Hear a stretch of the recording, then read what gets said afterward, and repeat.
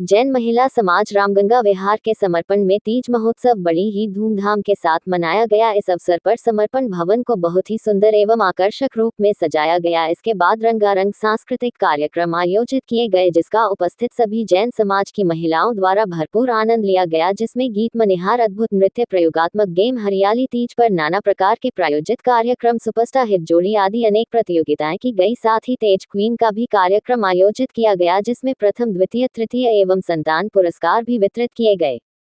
अगर सच है तो आप बराबर ताली बजाइए। दिल में दया, होठों पर मुस्कान, बहुत मुश्किल है ढूंढ पाना आप जैसा इंसान।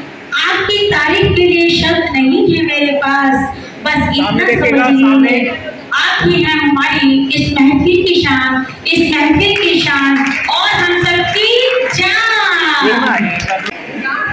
रंग बिरंगे फूल आ जाइए, सब फूल वाले आ जाइए।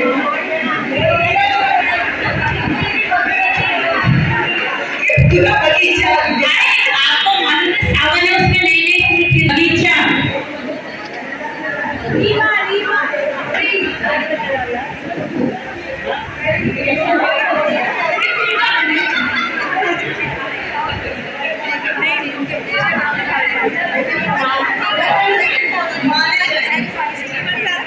आगे ये काम किसकी साड़ी में सबसे ज्यादा फूल है?